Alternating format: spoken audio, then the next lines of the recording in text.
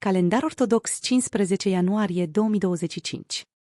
Este prăznuit primul pusnic al ortodoxiei. Calendar ortodox. Pe 15 ianuarie, credincioșii ortodoxi îl cinstesc pe Sfântul Pavel Tebeul, cunoscut ca făcător de minuni și vindecător al trupului, minții și sufletului. Cei care se confruntă cu boli grave sau tulburări sufletești sunt încurajați să se roage cu credința acestui sfânt. Sfântul a fost primul pusnic al ortodoxiei.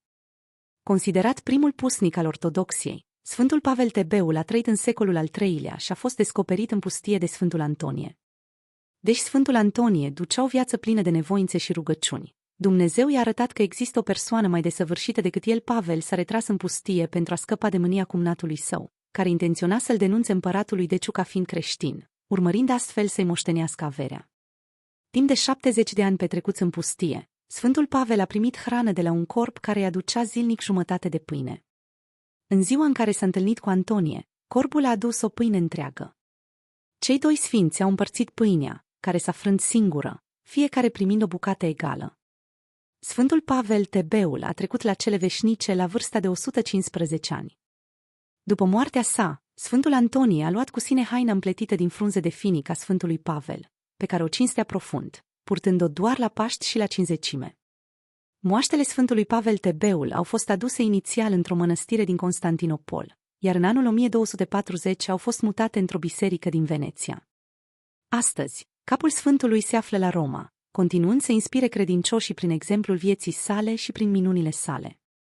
Mormântul Sfântului Pavel Tebeul, mănăstirea Sfântul Pavel Tebeul, locuită de o obște de monahi ortodoxi copți, se află la aproximativ 155 de kilometri de Cairo, în munții din apropierea Mării Roșii, în Egiptul de Sus. Cunoscută și sub numele de Mănăstirea Tigrilor, această denumire reflectă probabil asprimea zonei și izolarea adâncă a pustiei în care a fost fondată. Datând din secolul al V-lea, mănăstirea a fost construită chiar deasupra peșterii unde Sfântul Pavel Tebeul și-a dus viața de nevoințe. Prima menționare istorică a acestui lăcaș de cult îi aparține pelerinului Antoninus Martir, un cetățean din Placentia, care a vizitat mormântul Sfântului Pavel Anahoretul între anii 560 și 570. Rugăciune care se citește pe 15 ianuarie 2025 locuitorul pustiului. Înger în trup și de minuni făcător te-ai arătat, purtătorule de Dumnezeu, Părintele nostru Pavel. Rugăciune SF Pavel Tebeul. Cu postul, cu privegherea și prin rugăciune primind daruri cerești, tămăduiești pe cei bolnavi și sufletele celor ce aleargă la tine cu credință. Slavă celui ce ți-a dat ție putere, slavă celui ce te-a încununat pe tine, slavă celui ce lucrează prin tine tuturor tămăduiri. Rugăciune SF Pavel Tebeul.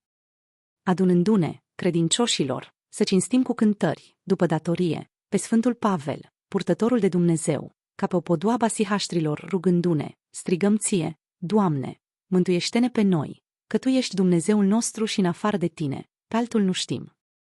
Rugăciune SF Pavel Tebeul. Săvârșind trecerea cea secetoasă a vieții, purtătorule de Dumnezeu, ai cufundat pe vrăjmașii cei netrupești cu căința lacrimilor tale, cuvioase Pavel, Părintele nostru, și primind har de minuni, roagă-te neîncetat pentru noi. Amin.